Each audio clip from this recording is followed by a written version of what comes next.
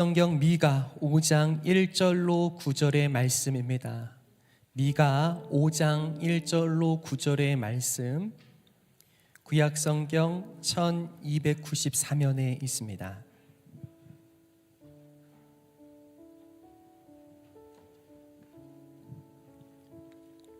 미가 5장 1절로 9절의 말씀을 함께 교독하실 때요, 다시 이 말씀을 내게 주심에 감사합니다. 경외하는 마음으로 다 같이 자리에서 일어나셔서 말씀을 교독하도록 하겠습니다. 제가 먼저 읽겠습니다. 딸 군대여, 너는 때를 모을지어다. 그들이 우리를 애워쌌으니 막대기로 이스라엘 재판자의 뺨을 치리로다.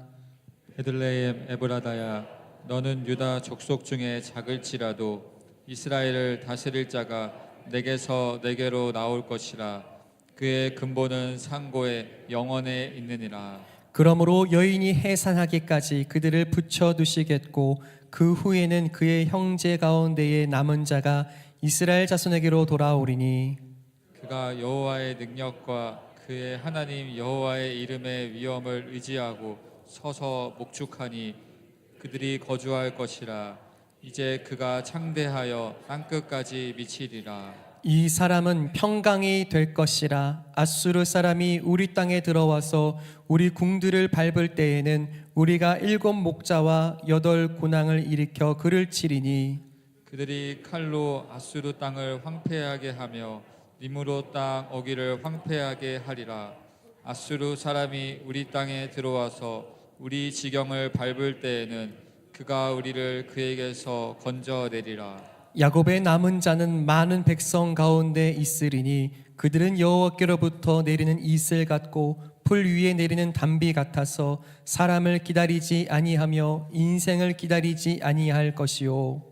야곱의 남은 자는 여러 나라 가운데와 많은 백성 가운데에 있으리니 그들은 숯불의 짐승들 중에 사자 같고 양떼 중에 젊은 사자 같아서 만일 그가 지나간즉 밟고 찢으리니 능히 구원할 자가 없을 것이라. 함께 읽습니다. 내 손이 내 대적들 위에 들려서 내 모든 원수를 진멸하기를 바라노라. 아멘. 자리에 앉으시겠습니다.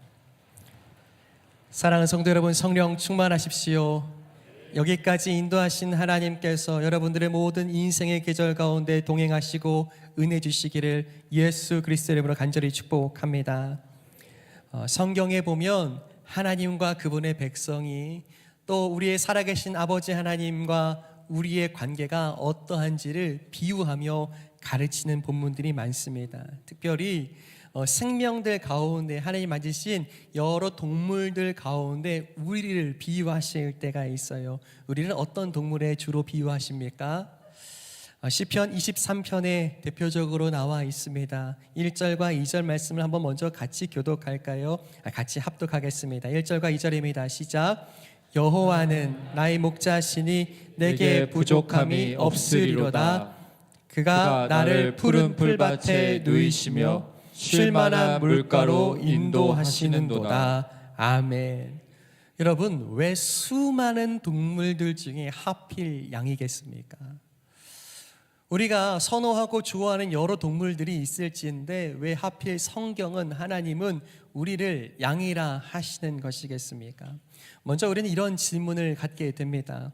여러분, 모든 동물들이 가지고 있는 특징이 있는 것처럼 양에게도 특징이 있죠. 양을 생각했을 때 가장 먼저 떠올리게 된 특징은 한 가지는 무엇입니까? 털이 많다는 것입니다.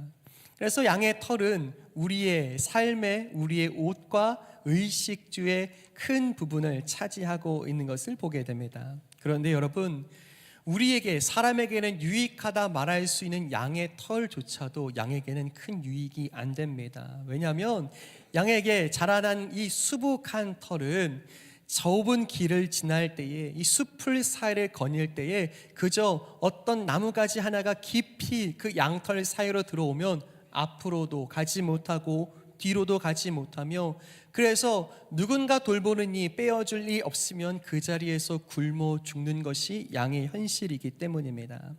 또한 양은 다리가 무척 짧죠. 그래서요, 어디 가나 잘 다니고 내 짧은 다리로 잘 거닐 수 있는 듯 하지만 다리가 짧은 특징으로 인하여서 한번 제대로 넘어져서 뒤집히고 나면 스스로 몸을 일으킬 수가 없는 동물이 양입니다. 누군가 그를 바로 세워주지 않으면, 누가 그를 바로 잡아주지 않으면 또다시 그렇게 뒤집힌 그 상태로 또다시 굶어 죽는 것이 양이라는 사실이에요. 또 한 가지 특징이 있다라고 한다면 무척이나 귀여운 얼굴에 있을 겁니다. 그런데요, 이 귀여운 얼굴 때문에 가지게 되는 어려움이 또 있습니다. 함께 읽은 시편 23편에 보면 이렇게 되어 있습니다. 2절에 그가 나를 푸른 풀밭에 누이시며 쉴 만한 물가로 인도하시는도다. 여러분, 물가면 물가인데 왜 쉴 만한 물가이겠습니까? 무슨 뜻이냐면 물이 흐르지만 그 물살이 무척 잔잔해야 한다는 뜻이에요. 그 이유가 여기에 있습니다. 이 양이요, 목이 말라 물을 찾습니다. 그런데 조금만 물살이 있으면 어떻게 되냐면 코와 입이 무척 가까운 탓에요, 물을 마시려고 목을 축이려고 가까이 갔는데 이 물살이 코로 덮치는 겁니다. 그러니 물도 쉽게 못 마시는 겁니다. 그래서 목자는 언제나 이 양들이 마실 수 있을 만큼의 잔잔한 물가로 인도하지 않으면 양은 물이 코앞에 있을지라도 그 물을 마실 수 없는 연약함이 있는 것이 양입니다. 마지막 한 가지 특징은 양에게도 적어도 좋은 신체적 특징 한 가지가 있습니다. 비록 시력이 안 좋습니다. 멀리 못 봅니다. 그런데 무엇은 좋을까요? 듣는 것, 청력은 무척 좋습니다. 그런데 이것도 아픔이 됩니다. 함께 읽은 2절 말씀에서요, 나를 푸른 풀밭에 누이신다라고 할 때요, 여러분, 양이 쉽게 눕지를 않습니다. 왜요? 청력이 너무 좋으니까 조금만 누군가 부스럭거려도 어떤 것이 위협이 될지 모르는 상태에서 불안하고 떨어서요, 앞에 풀밭이 있는데 먹지도 못하고 벌벌 떨며 눕지 못하고 먹지 못하는 것이 양이라는 사실이에요. 좋은 청력조차도 양에게는 두렵고 불안에 떨게 만드는 원인이 된다는 사실입니다. 사랑하는 여러분, 그렇다면 왜 성경은 우리를 이 양으로 비유하는 것이겠습니까?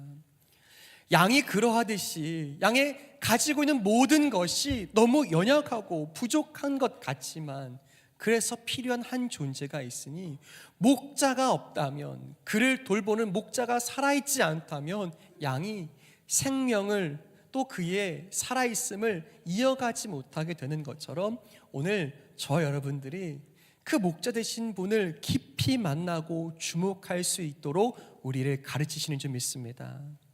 자, 오늘 4절의 말씀이 또한 더불어서 우리는 양이요 우리를 기르시는 목자 되신 하나님에 대해서 가르치고 있습니다. 4절 말씀을 한번 같이 읽죠. 시작. 그가 여호와의 능력과 그의 하나님 여호와의 이름의 위엄을 의지하고 서서 목축하니 그들이 거주할 것이라. 이제 그가 창대하여 땅 끝까지 미치리라. 아멘. 하나님이 하나님의 이름의 위엄을 의지하고 그 능력을 가진 목자를 우리 가운데 보내셔서 그가 서서 깨어 양들을 지킬 거라고 말씀하시는 줄 믿습니다.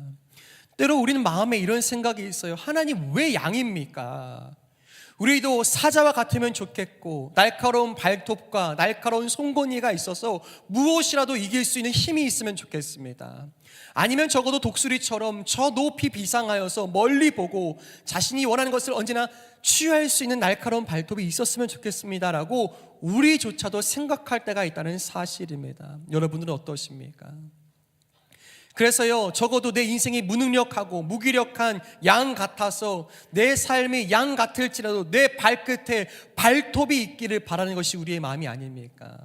내가 가진 무엇이라도 내가 가진 소유와 힘으로 내 삶의 날개를 달아보리라 하는 것이 우리의 마음이 아니겠습니까? 여러분, 그런데요, 다시 오늘 말씀은 우리에게 가르칩니다. 우리의 힘으로 우리의 삶을 지탱하고 살아가는 것이 아니라 양 같은 인생을 스스로 고백하며 우리에게 필요한 것은 내 양 같은 발끝에 발톱도 아니고 내 수북한 털 위로 그렇게 생겨날 날개도 아니며 우리에게 필요한 것은 무엇이에요? 주님의 능력과 그 위엄한 있는 이름으로 우리 곁에 서서 깨어 지키시는 목자가 필요하다가 말씀하시는 줄 믿습니다. 자, 이 말씀이 선포되는 미가서의 배경은 결코 평강을 이야기할 만큼, 안전을 이야기할 만큼 괜찮은 상황이 아니었습니다. 자, 1절의 말씀이 그 배경 되겠는데요, 1절의 말씀을 제가 읽어드리겠습니다. 딸 군대여, 너는 때를 모을지어다. 그들이 우리를 에워쌌으니 막대기로 이스라엘 재판자의 뺨을 치리로다. 아멘. 무슨 뜻이냐면 지금 이스라엘 백성, 하나님의 백성, 하나님의 사람들이라고 하는 이스라엘의 삶이요, 그렇게 녹록지 않았습니다. 먼저 그들이 돌이켰어야 하는 것은 하나님의 백성이라면 누구를 의지해 마땅하겠습니까? 하나님을 의지하며 그분께 은혜를 구하고 살아가야 하는 것이 이스라엘 백성의 믿음이 됐어야 하고 삶이 됐어야 함에도 불구하고요, 어느 순간 하나님의 백성이 하나님을 잃어버렸습니다. 더 이상 하나님을 온전히 예배하지도 않고 그분을 찾지도 않습니다. 이제 우리를 지키는 것, 이 이스라엘을 보존하는 것은 하나님의 도우심이 아니라 우리가 눈 뜨고 잘 살펴서 어디에 우리의 힘이, 우리의 능력이 올 것인지 선택해야 한다라고 스스로 믿어버린 겁니다. 끝내 어떻게 해요? 1절에서 보신 것처럼 이스라엘 재판자, 곧 그 힘 있다고 말하는 가장 지도자들의 뺨을 막대기로 칠 만큼 수치와 모욕을 당하는 어려움 속에 이스라엘 백성이 놓여 있던 겁니다. 그들은요, 이것이 선택의 문제라고 이해했던 것 같아요. 왜 그러하냐면 이제 세상을 호령하는 듯하고 여러 나라들을 제패하고 있는 것이 저 북쪽의 큰 제국으로 아수르가 시작된 것을 이스라엘이 알고 있었습니다. 그런데요, 얼마나 흉악한지 그들이 벌이고 있는 전쟁을 보고 있노라면 그들에게는 자비를 기대할 수 없을 만큼 아주 무서운 족속이 북쪽의 아수르였습니다. 그런데요, 이 아수르가 여러 나라들을 침범하고 침략하고 있는데, 그러면 우리는 이제 저 아수르에게 우리를 좀 살려달라고 부탁할까? 그것을 외교 정책 삼아서 의지할까? 아니면 여전히 견고하게 보여지는 이 남쪽의 애굽을 의지하여서 그 도움을 받아 아수르와 대적하여 싸워 이길까? 이것을요, 외교적인 문제로, 선택적인 문제로 이해했던 겁니다. 그런데요, 하나가 빠져 있죠. 무엇이요? 그들의 선택 가운데, 그들의 의지 가운데는 살아계신 하나님이 우리를 도우시며 살게 하실 것이라는 생각과 선택을 두지 않는 겁니다. 하나님은 안중이 없습니다. 그저 북쪽인가 남쪽인가, 아수르인가 애굽인가, 그것만이 그들의 도움이 되고, 아수르가 하나님 될 것인지 애굽이 하나님 될 것인지를 기준 삼아 판단하고 있었던 겁니다. 결국 이스라엘 백성들은 마음을 돌이키지 못하고 그들의 생각과 선택을 자신의 생각대로만 이어가다가 이스라엘은 끝내 남쪽에 있는 애굽을 선택하여 북쪽에서 내려오는 아수르에게 멸망하고 맙니다. 여러분, 그러면 아수르를 붙들었으면 괜찮았겠습니까? 이것은 선택의 문제가 아니라, 우리의 생계를 이어갈 수 있는 생존의 문제가 아니라 나의 신앙의 고백이 되며 오직 내가 누구를 의지하며 누구 곁에 서서 살아갈 것인가에 대한 믿음의 결단인 줄 믿습니다. 여러분들에게 있어서 여러분들의 삶의 선택지는 어디에 있습니까? 우리의 남과 북에는 무엇이 존재하며 무엇이 하나님 되고자 하고 있습니까? 내게 필요한 것은 날카로운 발톱이라, 내게는 높이 날 수 있는 날개라고 이야기하면서 내가 믿고 의지하는 것은 무엇입니까? 어쩌면 우리가 기도할 때조차 마찬가지지 않습니까? 하나님, 내 삶에 진정한 도움이 되시고 내 삶의 진정한 목자이십니다라고 고백하며 그분을 의지하기보다 우리의 기도의 대부분의 내용은 하나님, 제발 제 발끝 발끝에 발톱 좀 달아주십시오. 기도하며 구하는 것은 하나님, 다른 사람보다 더 높이 날 수 있는 날개를 제 등에 달아주십시오라고 하는 것이 우리의 기도는 아니었습니까? 사랑하는 여러분, 그렇게 기도하고 응답받는들 우리의 삶이, 우리의 인생이 평강을 경험할 수 있겠습니까? 여러분, 다시 한번 고백하게 되기를 소망합니다. 양과 같은 인생 가운데 필요한 것은 날카로운 발톱을 만들어 다는 것도 아니고 높이 날 수 있는 날개를 내 등에 만들어 매다는 것이 아니라 오직 우리에게 필요한 것은 생명 걸고 지켜 서서 깨어 살아계신 목자가 나와 함께 계시다. 그것을 믿음으로 고백하며 그것을 믿음으로 선택할 수 있는 저와 여러분 되시기를 간절히 소망합니다. 연약한 양이 살아갈 수 있는 유일한 길이 있다면 스스로 가진 힘과 위력이 없어서 무엇과도 상대할 수 없는 연약함을 정말 인정하고 고백하고 있다면 우리가 마음 담아 고백하며 기도하며 은혜를 구할 것은 하나님, 저의 삶에는 선한 목자가 필요합니다.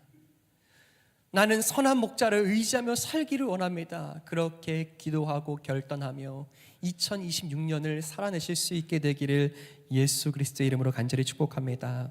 자, 그렇듯 어쩌면 힘없는 양을 우리에게 비유하시며 누구도 주목하지 않는 작은 양을 하나님은 친히 목자를 보내셔서 깨어 서서 지키게 하실 것이다 말씀으로 약속해 주셨다면 정말 세상 속에 지극히 작은 마을, 고을 하나를 우리에게 먼저 말씀으로 주십니다. 자, 목자가 이곳에 오신답니다. 2절 말씀을 한번 같이 읽겠습니다. 오늘의 본문 2절입니다. 시작. 베들레헴 에브라다야, 너는 유다 족속 중에 작을지라도 이스라엘을 다스릴 자가 내게서 내게로 나올 것이라. 그의 근본은 상고에 영원에 있느니라. 아멘.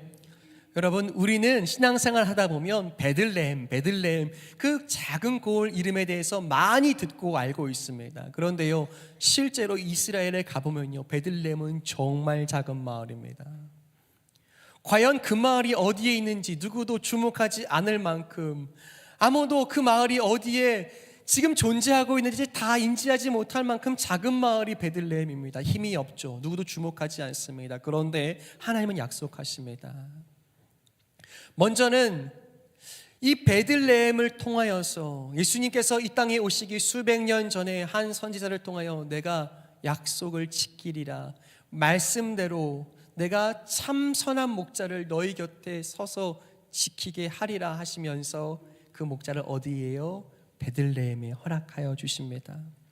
분명 큰 인물이 나올 수 없을 만큼 지극히 작은 사람들이 사는 작은 수의 작은 고을일지라도 그 말씀의 주인 되시는 하나님께서는 그 작은 양 같은 베들레헴, 힘도 위세도 없는 베들레헴을 통하여 하나님은 구원자를, 주님은 이 온 세상을 돌보실 양들의 책임자 목자를 우리 가운데 보내시겠다고 약속하셨고 말씀하셨으며 그 말씀을 어떻게 해요? 끝내 지키신 우리의 아버지이신 줄 믿습니다.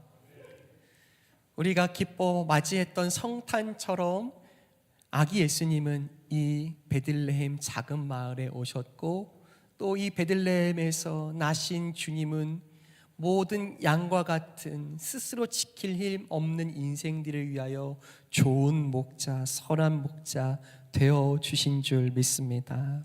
자, 비록 이 말씀을 들은 이스라엘, 북이스라엘은 끝내 아픔과 절망을 경험하겠지만 끝내 주님은 그들을 다시 일으키실 것이다 약속하시면서 이런 말씀을 다시 주십니다.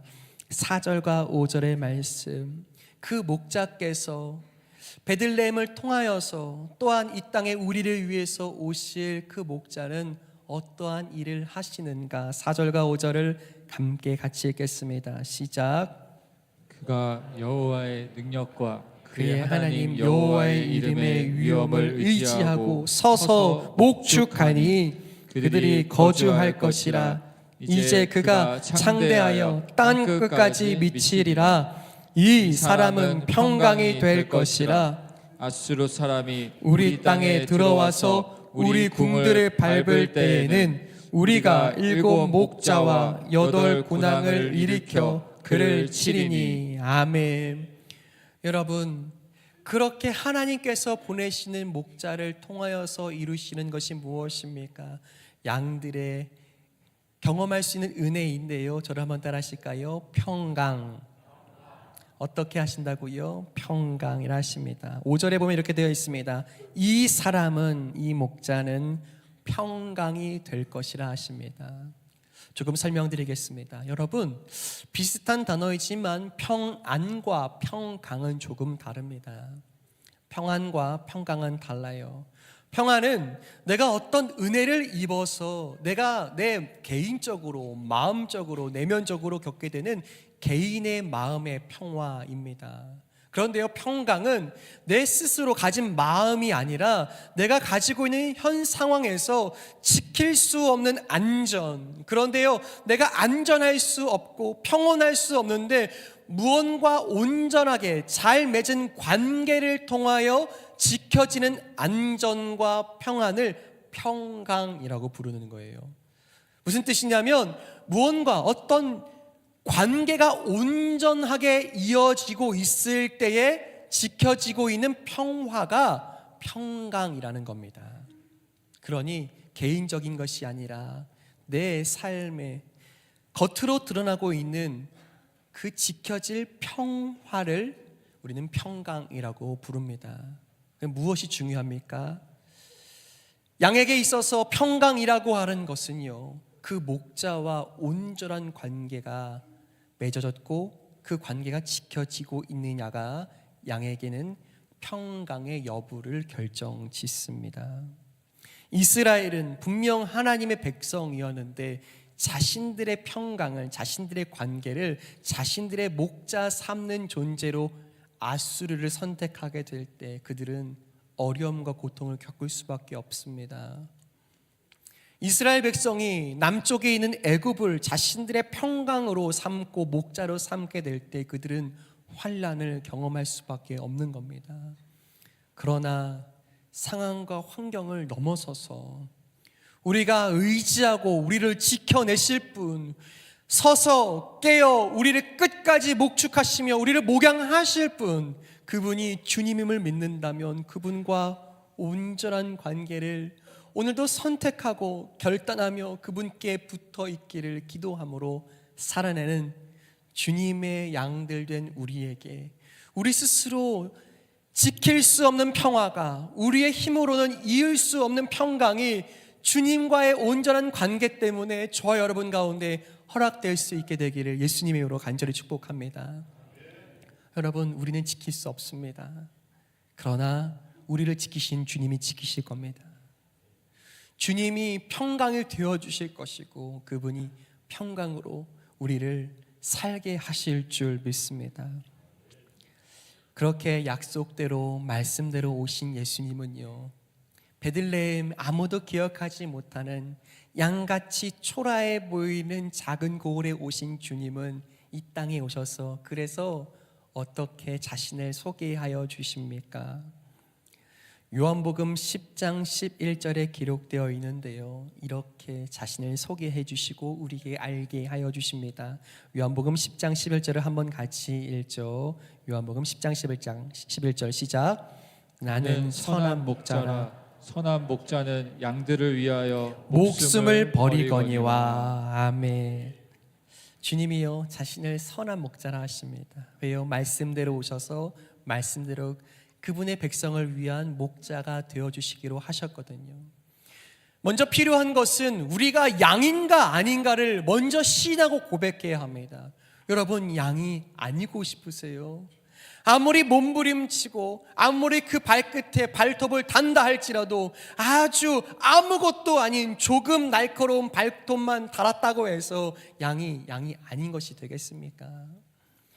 먼저 우리는 양과 같이 우둔하고 도움 없이는 살 길 없고 내가 가진 모든 것들을 총동원해도 나는 안전할 수 없습니다를 고백하게 될 때 비로소 우리는 우리에게 필요한 것은 목자시라, 그분은 선한 목자라는 은혜의 고백이 저와 여러분들 가운데 필요한 줄 믿습니다. 여러분, 왜 선한 목자이겠습니까? 성경에서요, 선한 목자와 그렇지 않은 목자, 참된 목자와 돈을 받고 고용된 사꾼 목자는 차이가 분명히 드러납니다. 언제요? 위협이 다가올 때요. 이 양들을 잡아먹고자 하는 맹수의 위협이 찾아왔을 때 비로소 선한 목자와 사꾼 목자는 그 차이가 드러나는 겁니다. 사꾼 목자는 이야기하겠죠. 내가 받은 것에 비하면 어떻게 그것으로 내 생명을 걸겠느냐라고 하면서 양들이 어찌되든 상관없이 버리고 빠르게 도망할 겁니다. 그래서 내 생명 하나 보존하는 것이 더 나은 일이라고 선택하는 것이 고용되고 삭슬 받아 일하는 목자라면, 선한 목자는 함께 읽으신 대로요, 무엇이에요? 그 양들을 위해서요, 자신 목숨 거는 겁니다. 내가 이 양들을 지켜내리라 하면서 그 맹수와 맞서 싸우며 피하지 않고 끝까지 싸워 이기는 겁니다. 내 생명 걸고 이 양들의 안위를 지키고 내가 이 양들의 평강을 지켜내리라 하시면서 끝까지 생명 걸고 지키시는 이가 누구요? 선한 목자이신 줄 믿습니다. 사랑하는 여러분, 여러분들의 삶에 선한 목자가 계십니까?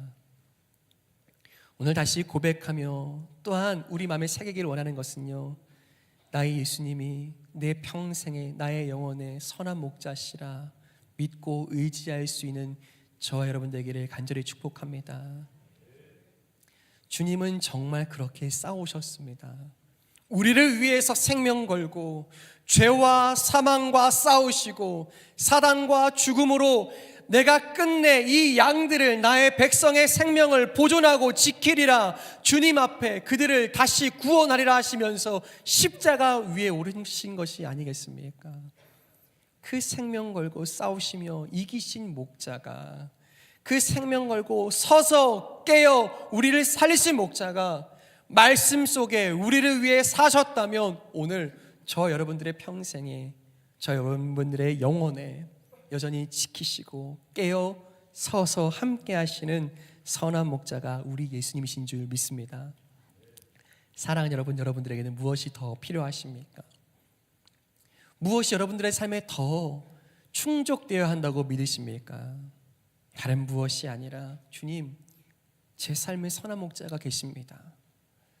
주님 때문에 제가 살아갈 수 있습니다. 좌우 앞뒤를 봐도 어디에도 내가 의지할 것 없고 내가 갈 수 있는 길은 보이지 않을 때가 있지만, 그러나 주님, 내게는 선한 목자가 계시기에 내가 살아날 것입니다 고백하며 살아날 수 있는 저와 여러분 되기를 간절히 축복합니다. 선한 목자를 의지하십시오. 선한 목자의 손에 살아가는 여러분 되기를 간절히 축복합니다. 짧은 영상을 준비했는데요, 이런 영상입니다. 이 영상을 아주 짧게 저도 보면서요, 어떤 부분에서는 우습기도 하고, 그런데 짧은 웃음을 넘어서요, 저는 저를 보는 것 같은 거예요. 목자가 필요하다고 은혜를 구했습니다. 그래서요, 어려움 가운데 그 목자의 손을 통하여서요, 구덩이 속에서 건져짐을 받았어요. 그러면 어떻게 옳습니까? 은혜를 입었고 은혜로 살았습니다. 목자의 손을 거쳐서 내가 다시 살게 되었다면 어떻게 옳겠습니까? 목자 곁에서 목자의 음성을 따라 이제는 살겠다고 말해야 하지 않겠어요? 그런데 놀랍게도 저를 돌아보니까 목자가 나를 꺼내어 주셨는데 그 길로 바로 뛰는 거예요. 어떻게 해요? 이제 내가 혼자 할 수 있습니다. 이제 내가 목자의 간섭 없이 혼자 살고 싶습니다라고, 어쩌면 또 다른 목자 없는 삶을 선택하고 이 예배당 밖을 나가는 것이 저와 여러분들은 아닙니까? 여러분, 선한 목자를 의지하며 살기를 축복합니다. 짧은 영상을 같이 보면 좋겠는데, 잠시 이 양을 다시 꺼내는 이 목자와 양을 한번 보시겠습니다.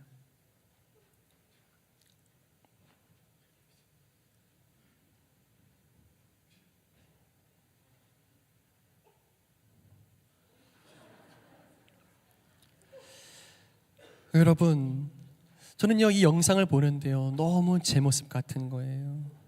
그래 됐다, 이제 됐다, 이제 구덩이에서 나왔다 라고 하면서 내 곁에 계신 목자를 바라보기보다 더 빠르게 이제는 내가 살 길 찾았어 라고 떠나버리는 참 우두는 양같이 저 여러분들의 삶이 흘러가고 있지 않습니까? 사랑하는 여러분, 살아계신 목자가 우리 곁에 살아계십니다. 우리를 지키시고자 생명 걸고 우리를 위해 사시는 줄 믿습니다. 오늘 말씀의 결론이요 7절과 8절입니다. 7절과 8절을 마지막으로 한번 같이 읽죠. 시작. 그들은 여호와께로부터 내리는 이슬 같고 풀 위에 내리는 담비 같아서 사람을 기다리지 아니하며 인생을 기다리지 아니할 것이요 야곱의 남은 자는 여러 나라 가운데와 많은 백성 가운데에 있으리니 그들은 수풀의 짐승들 중에 사자 같고 양떼 중에 젊은 사자 같아서 만일 그가 지나간즉 밟고 찢으리니 능히 구원할 자가 없을 것이라. 아멘. 여러분, 성경이 하나님이 기대하시는 남은 자, 모두 하나님을 떠나고 목자 없는 삶을 선택할 때 여전히 주님께서 그분의 구원을 위하여 쓰고자 남기신 사람들은 누구입니까? 양과 같은 인생, 의지할 수 없는 인생이지만 그럼에도 불구하고 그것을 시인하며 내 삶에 목자가 계시다, 목자가 필요하다, 내 삶에는 목자만이 내게 충족과 만족되신다라고 고백하는 사람들이 남은 자들 아니겠습니까? 사랑하는 여러분, 이 시대에 주님의 뜻과 생명을 이 땅에 선물한 복된 남은 자들, 저와 여러분들에게 간절히 축복합니다. 우리는 선한 목자를 기대며 산다. 내게 진짜 생명 걸고 십자가에 오르신 주님이 오늘도 나와 함께 계시다, 그분은 나를 지키신다 고백할 수 있게 되길 축복합니다. 여러분, 8절에 보니까 이렇게 되어 있죠. 그들은 수풀의 짐승들 중에 사자 같고 양떼 중에 젊은 사자래요. 여러분, 양이 뭐가 무섭겠습니까? 그런데요, 양이 힘이 있어서가 아니라 양이 이길 수 있는 것은 그 곁에 목자가 계시기 때문인 줄 믿습니다. 이 사실을 믿는다면 다가오는 이제 2026년이 어떤 마음, 어떤 우리의 삶의 모습으로 살아가야 할지 결단하며 뜻을 세워 주님을 의지하기로 살아내는 시간 되실 수 있게 되기를 간절히 소망합니다. 여러분, 오늘은요 2025년 마지막 주일입니다.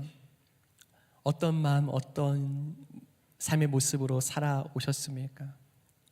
또다시 고백하고 결단하기는, 하나님, 내 삶의 순간순간들을 돌아보니 주님의 계심, 주님이 나의 목자 되셔서 서서 늘 깨워 함께 계심이 아니었더라면 내가 살아내었던 시간들이 얼마나 아무런 의미가 없었는지, 주님이 계셨기에 주님의 은혜로 살아왔다고 그 은혜를 고백하실 수 있게 되길 축복합니다.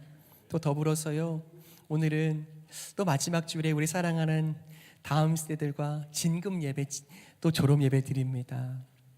여러분들의 사랑과 기도로 또 사랑하는 우리의 다음 세대가 참 아름답고 또 귀하게 이렇게 자라냈습니다.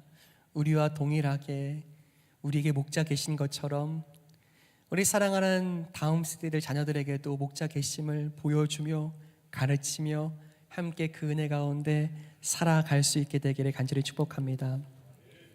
여러분, 들어오실 때요, 우리 사역 지원서, 2026년 사역 지원서를 함께 나누어 드렸습니다. 한번 봐주시겠습니까? 다양한 사역과 또 다양한 지원들이 필요합니다. 예배와 전도, 기도 사역과 차량 사역, 교회 지원과 교회 학교 사역이 다 있습니다. 혹시 없으신 분은 손을 들어 펴 주시면 함께 나눠 드릴 수 있도록 하겠습니다. 여러분, 함께 교회를 세워가는 일에 동참해 주시고 또 기도해 주실 때 최근에 차량 사역의 봉사자들이 조금 더 많이 필요합니다. 우리 아이들과 더불어 성도님들이 교회에 오실 수 있도록 또 배정되어야 되는 차량이 많이 부족하여서요. 조금 어려움이 있습니다. 같이 기도해 주시고 시간 내어 주시고 함께 해 주신다면 또 더 많은 우리의 다음 세대와 아이들이 또 우리 성도님들이 또 더 편안하게 예배에 참석하실 수 있을 것 같습니다.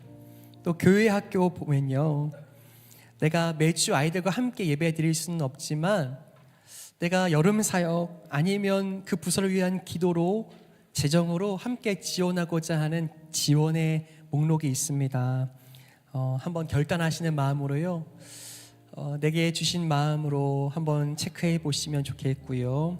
또한 각 부서에 한 부서씩 내가 기도로 지원하겠습니다. 체크해 주시면 또 기도의 제목들을 또 체크해 주신 우리 귀한 성도님들에게 나누어 드릴 수 있도록 하겠습니다.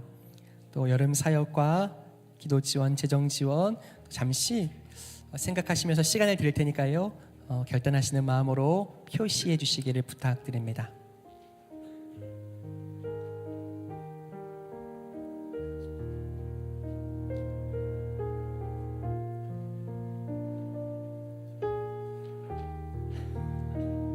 혹시 펜이 없으신 분들은 손을 들어주시면 펜도 전달드리겠습니다.